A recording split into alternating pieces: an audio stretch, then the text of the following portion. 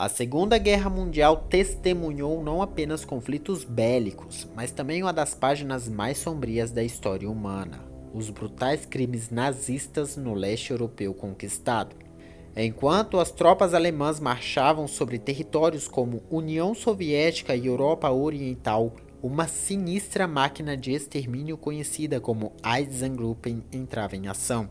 Essas unidades paramilitares, compostas por membros da SS, tornaram-se instrumentos de uma ideologia genocida, perpetrando execuções em massa, perseguições sistemáticas e atrocidades inimagináveis. A Einsatzgruppen desempenhou um papel draconiano na implementação da solução final e causou terríveis consequências que marcaram profundamente a história do Holocausto. Seus soldados perseguiram, seus soldados torturaram, seus soldados mataram. Não se esqueça de se inscrever para não perder as próximas reportagens e deixe o seu gostei para que o YouTube sempre te mostre os meus vídeos. Comente também de qual cidade, estado ou país está me assistindo. Eu sou Guilherme Lima do canal Fatos e Mitos e vou te contar a trajetória da Einsatzgruppen, o Esquadrão da Morte de Hitler.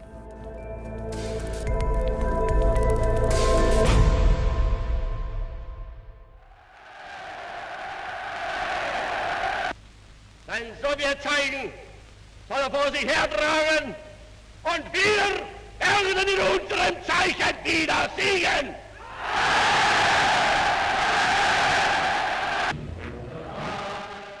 Adolf Hitler chegou ao poder na Alemanha por meio de uma combinação de fatores políticos e sociais.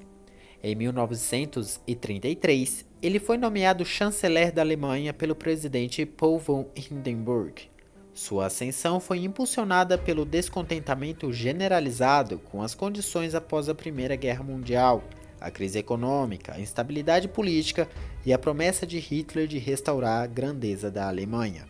A utilização eficaz da propaganda, a habilidade de manipular a insatisfação popular e a eliminação gradual dos oponentes políticos contribuíram para consolidar o poder de Hitler. Com o incêndio do Reichstag em 1933, ele conseguiu persuadir Hindenburg a assinar o decreto do incêndio do Reichstag, suspendendo liberdades civis e permitindo a repressão contra opositores políticos.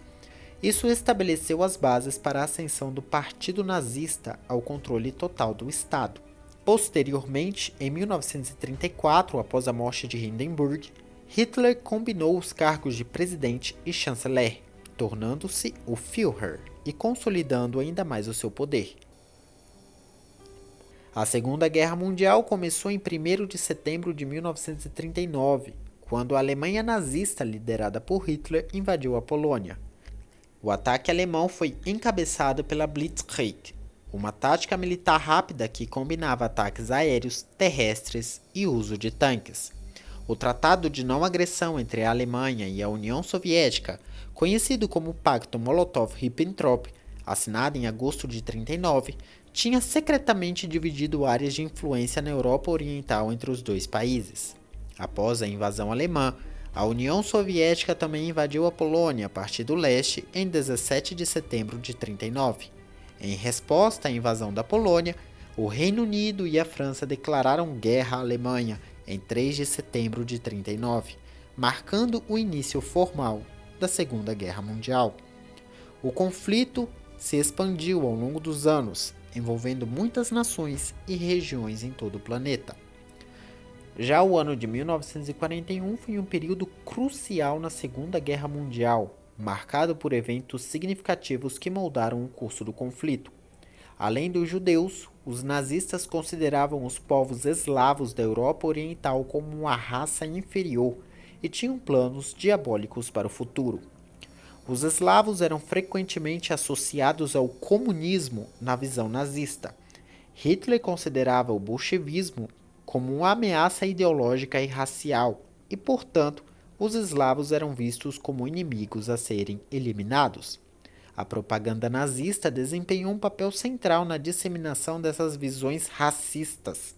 Cartazes, filmes e outros meios de comunicação foram usados para retratar os eslavos de maneira negativa, reforçando estereótipos e justificando políticas discriminatórias. A visão de Hitler sobre a inferioridade dos eslavos estava enraizada em sua ideologia racial, que sustentava a crença na superioridade da tal raça ariana. Hitler acreditava piamente em uma hierarquia racial, na qual os arianos eram considerados superiores, enquanto outros povos eram vistos como inferiores.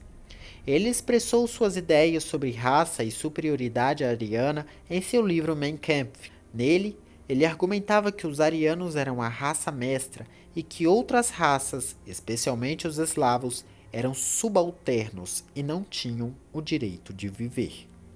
Vinculado a essa ideia estava o conceito de Lebensraum, traduzido do alemão como espaço vital, e foi um conceito central na ideologia nazista liderada por Hitler. A ideia era a crença na necessidade de expansão territorial para acomodar a população alemã, que, segundo os nazistas, era superior racialmente. O Lebensraum justificava a busca por terras no leste europeu, considerada pelos nazistas como ocupadas por povos racialmente inferiores, ou seja, os eslavos. Essa ideologia teve uma relação direta com os genocídios durante a Segunda Guerra Mundial, principalmente no contexto do Holocausto. A busca por Lebensraum foi uma das justificativas para a implementação de políticas genocidas, incluindo o extermínio em massa de judeus, ciganos, eslavos e outros grupos considerados indesejados pelo regime hitlerista. O Holocausto, que visava a eliminação sistemática e deliberada de milhões de pessoas com base em critérios raciais e étnicos, foi uma expressão extrema da busca por Lebensraum. Campos de extermínio como Auschwitz, Sobibor e Treblinka foram estabelecidos como parte desse plano genocida. O conceito de Lebensraum foi instrumentalizado pelos nazistas para justificar a agressão territorial e a implementação de políticas genocidas que resultaram em alguns dos crimes mais horríveis da história durante a Segunda Guerra Mundial. Assim, os olhos de Hitler se voltaram para as vastas terras eslavas da União Soviética. Os alemães deram início a um audacioso plano de invasão em larga escala no país comunista. A invasão alemã da União Soviética, conhecida como Operação Barbarossa, foi uma campanha militar lançada pela Alemanha nazista durante a Segunda Guerra Mundial. A invasão começou em 22 de junho de 1941, rompendo o pacto Molotov-Ribbentrop entre a Alemanha e a União Soviética. Adolf Hitler tinha vários objetivos, incluindo a conquista de vários territórios para o Lebensraum, a eliminação da União Soviética como uma potência militar e ideológica e o enfraquecimento da frente oriental contra os aliados. Os alemães implementaram novamente a Blitzkrieg para surpreender e sobrecarregar as forças soviéticas. Isso envolveu ataques aéreos, terrestres e uso coordenado de tanques. Inicialmente, os alemães obtiveram sucesso significativo, avançando profundamente no território soviético. Cidades importantes como Kiev caíram nas mãos alemãs. A Operação Barbarossa foi um ponto de virada crucial na Segunda Guerra Mundial, resultando em enormes perdas humanas e tendo impactos significativos na estratégia global do conflito. Os alemães impuseram políticas discriminatórias e brutais contra os eslavos nos territórios ocupados, como parte de sua visão ideológica e racial. Muitos eslavos foram submetidos à escravidão e trabalho forçado em condições precárias em fábricas, fazendas e outras instalações. Em alguns casos, houve deslocamento em massa de populações eslavas para liberar espaço para os colonos alemães. Além disso, grupos como os poloneses foram alvos de execuções em massa e expulsões. As autoridades nazistas buscavam reprimir a cultura, língua e identidade dos eslavos.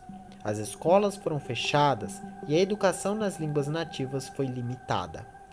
Além do Holocausto direcionado aos judeus, os nazistas realizaram massacres sistemáticos de populações eslavas inteiras. Isso inclui operações especiais de execuções em massa em lugares como a União Soviética e a Polônia. Essas ações faziam parte da ideologia nazista de superioridade racial e do desejo de expandir o Lebensraum às custas das populações eslavas.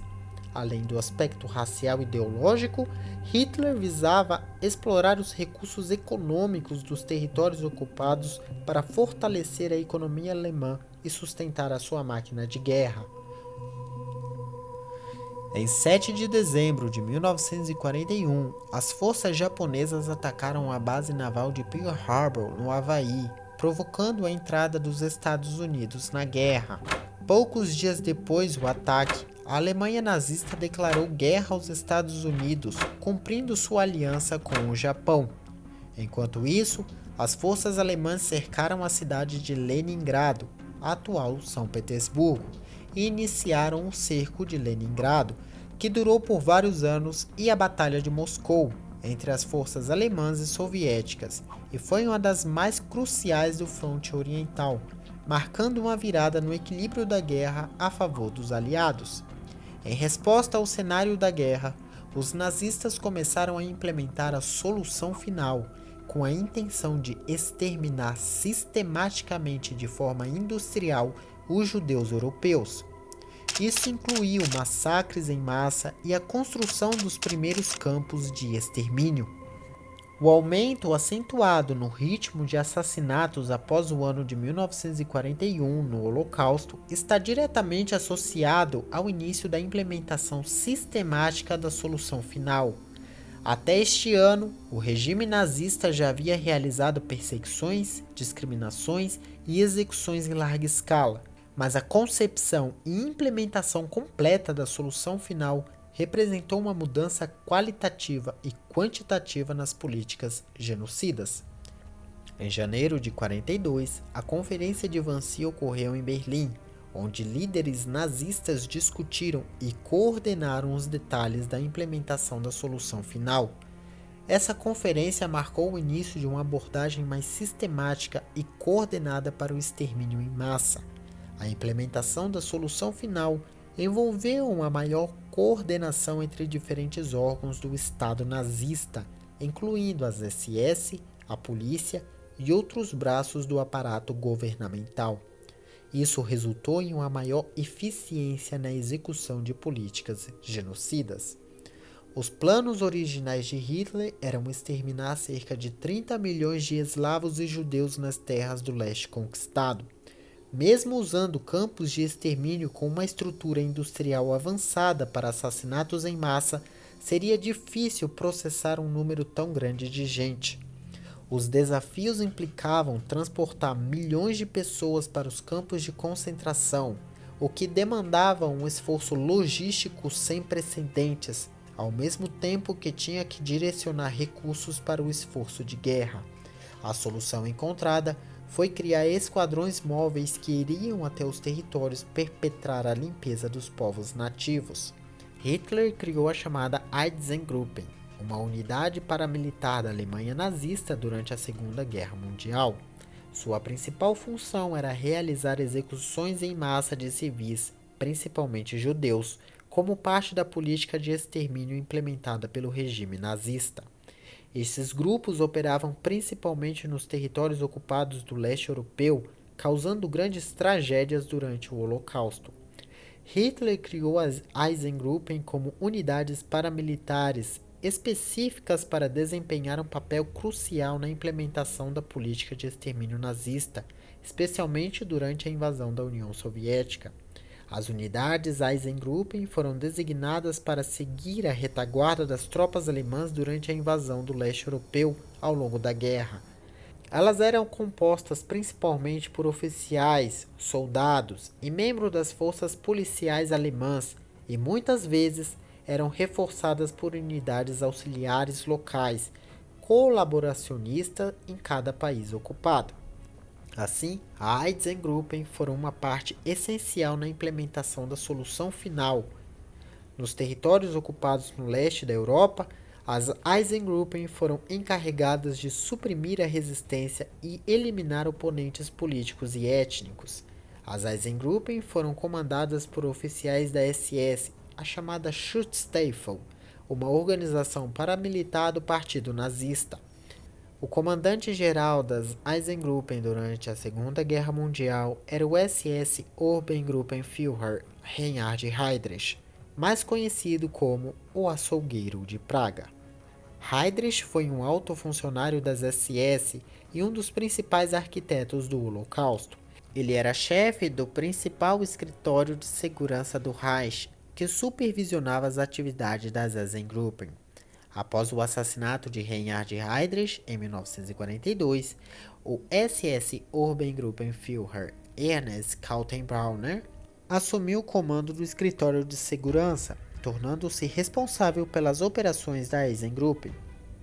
Cada Eisengruppen era liderada por um comandante de alto escalão das SS, muitas vezes com um posto de brigadeiro ou superior. Estes comandantes, como Otto Ollendorf e Arthur Neb, tinham a responsabilidade direta pela implementação das políticas genocidas nazistas, principalmente a execução em massa dos civis. Além de massacres, as unidades também eram encarregadas de executar intelectuais, líderes políticos, religiosos e outros considerados líderes locais, a fim de desestabilizar as comunidades e eliminar qualquer resistência. O número total de soldados nas Eisengruppen variou ao longo do tempo e dependiam das necessidades operacionais específicas. Cada Eisengruppen era composta por várias centenas de homens, muitos dos quais eram membros da Schutzstaffel. Esta, por sua vez, era encabeçada por Himmler, que respondia unicamente a Adolf Hitler. Embora as estimativas do número exato de soldados da Eisengruppen variem de acordo com o ritmo da carnificina, estima-se que cada unidade poderia ter entre 500 e 1.000 homens. Ao longo de toda a Segunda Guerra Mundial, os nazistas implementaram políticas brutais nos territórios ocupados, especialmente no leste europeu.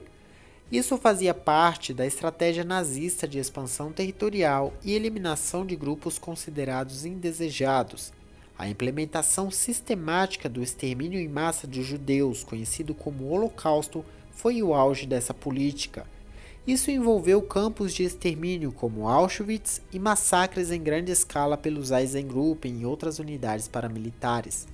Também envolveu o estabelecimento de guetos para confinar a população judaica, bem como a criação de campos de concentração para detenção em massa e trabalhos forçados. Programas de esterilização e eutanásia para eliminar pessoas consideradas fisicamente ou mentalmente deficientes também foram operados. Os nazistas intensificaram a repressão brutal contra a resistência local, incluindo as execuções em massa de civis como represálias. Essas políticas resultaram em enormes tragédias humanas e marcaram um dos períodos mais sombrios da história contemporânea. As Eisengruppen foram responsáveis pela execução de um número considerável de vítimas durante a Segunda Guerra Mundial, principalmente nos territórios ocupados pela Alemanha nazista. Os massacres conduzidos pela Eisengruppen durante a guerra eram operações brutais e desumanas. As vítimas eram frequentemente selecionadas com base em critérios raciais, étnicos ou políticos. Homens, mulheres e crianças eram frequentemente separados. As vítimas eram transportadas para locais de execução, como florestas e ravinas, campos afastados ou áreas previamente preparadas para atos violentos. Em alguns casos, eram forçadas a caminhar até esses locais. Antes das execuções, as vítimas eram muitas vezes despidas para desumanizá-las e humilhá-las. Essa prática era parte do objetivo de reduzir as vítimas a meros objetos de destruição. O método mais comum de execução era o fuzilamento em massa. Em alguns casos, outras formas de execução eram utilizadas, como o envenenamento por gás, mas o fuzilamento era o método mais comum e prontamente aplicado pelos Eisengruppen. Após as execuções, as vítimas eram empilhadas ou lançadas em covas comuns. Em alguns casos, os nazistas forçaram prisioneiros a participarem do enterro das vítimas antes deles próprios serem mortos para que não fossem testemunha dos crimes cometidos. Estima-se que essas unidades tenham sido responsáveis pela morte de centenas de milhares de pessoas por meio de execuções em massa, fuzilamentos e outras formas de violência. O historiador Raoul Hilberg estima que entre 1941 e 45, os Einsatzgruppen e suas unidades auxiliares teriam matado quase 2 milhões de pessoas, incluindo 1.300.000 judeus, quase 1 a cada 6 judeus vítimas do nazismo. A brutalidade dessas unidades foi uma marca notória do genocídio durante o Holocausto. Nas repúblicas bálticas da Estônia, Letônia e Lituânia, as Einsatzgruppen conduziram operações de extermínio, resultando em numerosas execuções em massa, incluindo fuzilamentos em florestas e campos. Um dos eventos mais conhecidos e trágicos perpetrados por este esquadrão foi o massacre de Babi Yar na Ucrânia soviética. Babi Yar era um desfiladeiro nos arredores de Kiev. Em setembro de 1941, a cidade estava sob ocupação nazista após a invasão da União Soviética. Entre 29 e 30 de setembro, unidades do Einsatzgruppen C, comandadas por Otto Resch, juntamente com colaboração de outras unidades militares e policiais alemãs, realizaram um massacre em massa em Babi Yar. A principal vítima deste massacre foram os judeus, mas também foram mortos comunistas, ciganos, prisioneiros de guerra soviéticos e outros considerados inimigos pelos nazistas. As vítimas foram forçadas a se despir e caminhar até a borda do desfiladeiro. Lá eram fuziladas em grupos e caíam nas ravinas. O processo era eficiente, macabro e desumano. Estima-se que mais de 33 mil pessoas foram assassinadas durante esses 2 dias.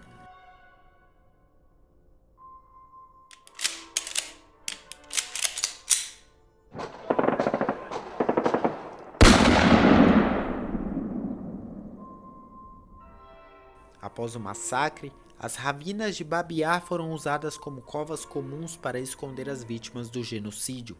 Os nazistas posteriormente tentaram encobrir os vestígios de seus crimes.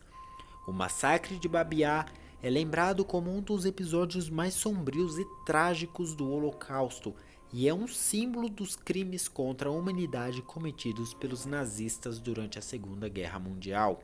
Após o fim do conflito e a derrota do regime nazista, as unidades das Einsatzgruppen foram desmanteladas como parte das medidas aliadas para responsabilizar os líderes nazistas e seus colaboradores por crimes de guerra e crimes contra a humanidade. As organizações paramilitares e estruturas associadas ao regime nazista foram dissolvidas.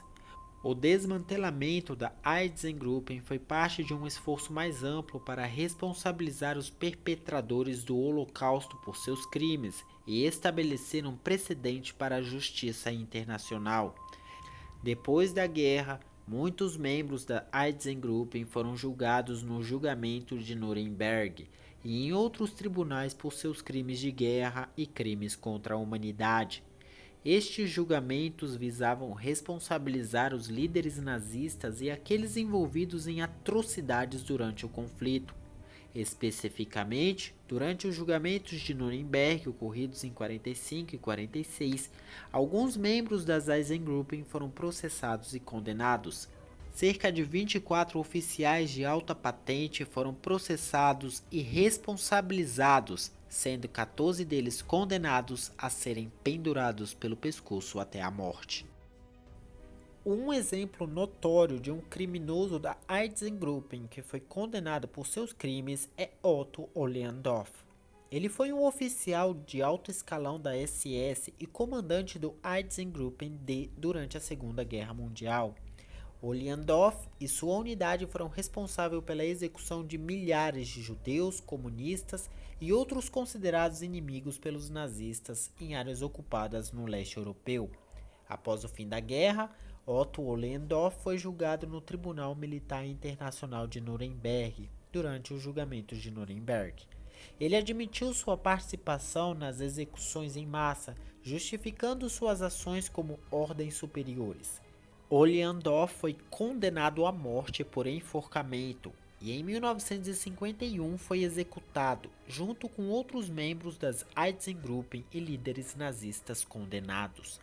A maioria dos países que estiveram sob ocupação hitlerista realizaram seus próprios julgamentos, o que levou a vários processos criminais e dezenas de condenações. Um dos resultados notáveis destes julgamentos foi a condenação de vários membros deste esquadrão à pena de morte por crimes contra a humanidade. No entanto, ao longo do tempo, algumas sentenças foram comutadas e muitos condenados acabaram cumprindo penas de prisão mais curtas.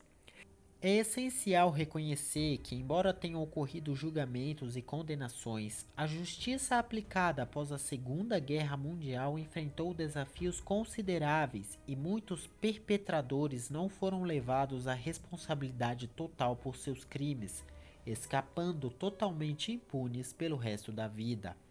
Após o término da Segunda Guerra Mundial, alguns criminosos nazistas conseguiram fugir da justiça, buscando refúgio em diferentes partes do mundo. O número exato de fugitivos nazistas é difícil de determinar devido à complexidade do período pós-guerra e a uma variedade de rotas de fuga. No entanto, estimativas sugerem que um número significativo encontrou maneiras de escapar da captura e do julgamento. Muitos criminosos de patentes mais baixas não sentiram sequer a necessidade de se esconder. Logo se misturaram aos milhões que tentavam reconstruir a vida em uma nova Europa dividida pela Guerra Fria.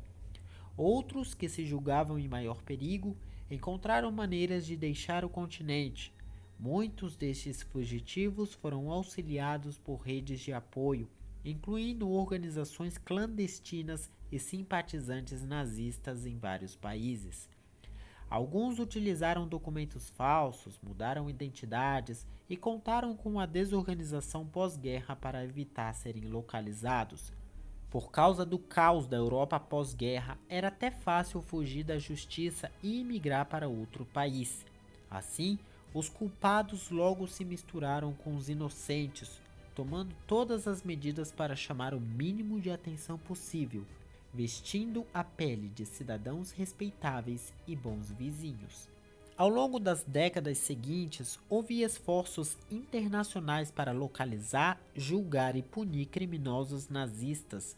Muitos foram eventualmente capturados e julgados, mas é indiscutível que alguns conseguiram viver sem enfrentar a justiça por seus crimes de guerra, crimes contra a humanidade e genocídio. Essa questão continua sendo um tópico de pesquisa e investigação histórica, com iniciativas em andamento para rastrear e responsabilizar os criminosos nazistas que ainda estejam vivos. Um trabalho duro que certamente não irá apagar o sofrimento das vítimas ou trazer qualquer tipo de compensação, levando em conta que qualquer criminoso ainda vivo estaria velho demais para pagar qualquer pena. Mas este esforço nos deixa um ponto interessante de reflexão. A justiça se propõe a responsabilizar os carrascos e falar em nome dos milhares ou milhões que não podem apontar o dedo e acusar seus algozes. Isso mostra que nada passa em branco ou impune aos olhos da lei. Nada. Cada crime aumenta o débito dos carrascos para com a justiça e pode ser que ela demore, mas cedo ou tarde ela vem cobrar o seu débito.